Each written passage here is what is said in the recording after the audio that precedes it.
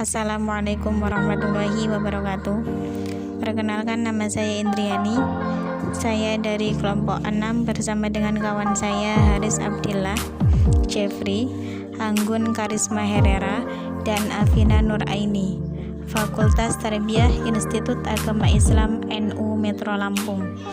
Video ini kami buat untuk memenuhi tugas mata kuliah Ilmu Pendidikan Islam, dosen pengampu Ikhwan Aziz Ki Master Pendidikan. Di sini saya akan menjelaskan materi yang berjudul Sistem Pendidikan Islam dan Kurikulum Pendidikan Islam. Untuk pembahasan yang pertama yaitu pengertian sistem pendidikan Islam. Dalam Kamus Besar Bahasa Indonesia, sistem berarti perangkat unsur secara teratur, saling berkaitan sehingga membentuk totalitas, susunan yang teratur dari pandangan, teori, asas, dan sebagainya. Jika dikaitkan dengan tujuan pendidikan Islam, maka sistem pendidikan Islam adalah seperangkat unsur yang terdapat dalam pendidikan yang berorientasi pada ajaran Islam yang saling berkaitan, sehingga membentuk satu kesatuan dalam mencapai satu tujuan. Sistem pendidikan Islam merupakan cara dan langkah yang tersusun berdasarkan sumber-sumber ajaran Islam dengan dalam melaksanakan pendidikan secara baik dan teratur dalam mencapai tujuan pendidikan Islam. Pembahasan yang kedua yaitu pengertian kurikulum pendidikan Islam. Kurikulum pendidikan Islam yang berarti rancangan pendidikan dan pembelajaran pendidikan Islam yang diberikan kepada peserta didik agar dapat menjadi pribadi yang beriman, bertakwa, dan memiliki keterampilan dalam hidup harus dijiwai oleh ajaran Islam dan nilai Islam yang bersumber dari Al-Quran dan As-Sunnah. Pembahasan yang ketiga yaitu dasar-dasar kurikulum pendidikan Islam. Dasar yang pertama yaitu dasar religi. Pendidikan Islam adalah pendidikan yang berdasarkan agama, sehingga dasar religi menjadi dasar utama. Dasar ini ditetapkan berdasarkan nilai-nilai ilahi. Penetapan nilai-nilai tersebut didasarkan pada Islam sebagai agama wahyu yang diturunkan Tuhan untuk umat manusia.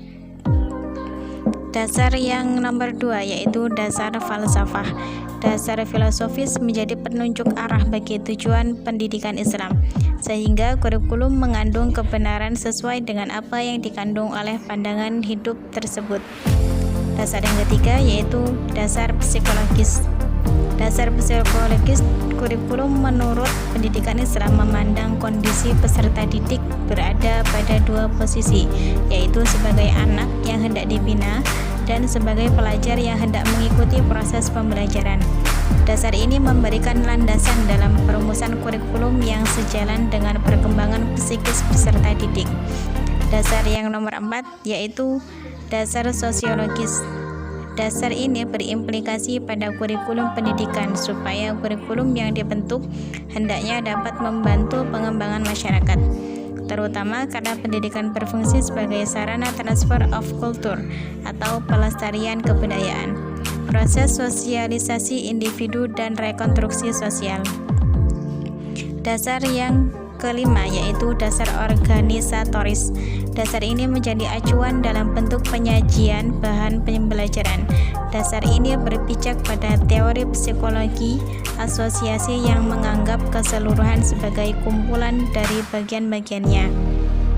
Pembahasan yang selanjutnya yaitu model idealistik.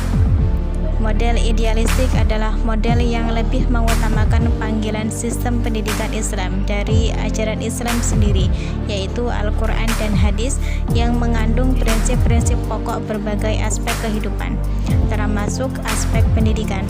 Menurut Aryu Mani Arza, dasar-dasar pembentukan dan pengembangan pendidikan Islam yang pertama dan utama dalam Al-Quran dan Sunnah.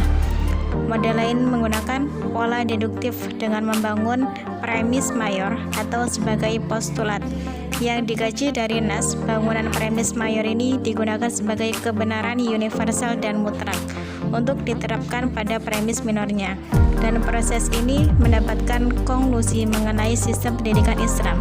Menurut Abdul Mujib, prosedur penyusunan model ini sebagai berikut.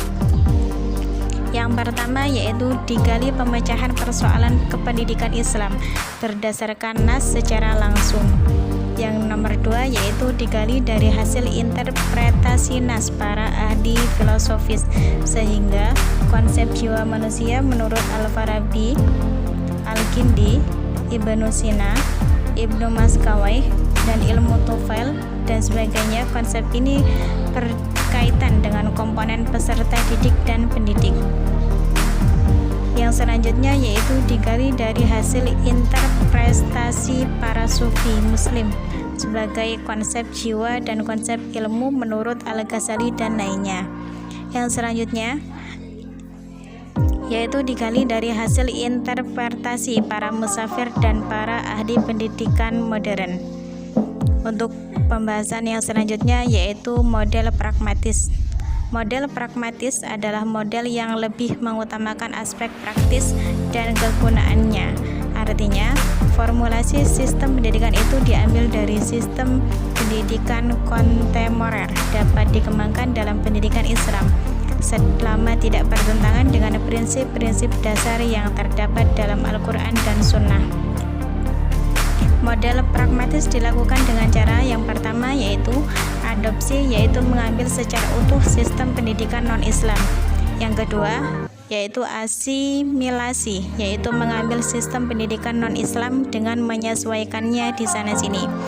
Yang ketiga yaitu legitimasi, mengambil sistem pendidikan non-Islam kemudian dicarikan nas untuk justifikasinya. Dari keterangan di atas dapat disimpulkan bahwa sistem pendidikan Islam sangat relevan dengan sistem kehidupan yang berdasarkan kepada Al-Quran dan hadis Nabi SAW dalam mencapai tujuannya yang hakiki. Sistem pendidikan Islam sangat memandang nilai-nilai kemanusiaan dengan berbagai kondisi, tantangan, serta perubahan zaman yang sangat cepat menggerogoti nilai-nilai kemanusiaan itu sendiri. Demikian materi yang dapat saya sampaikan, kurang lebihnya saya mohon maaf. Wassalamualaikum warahmatullahi wabarakatuh.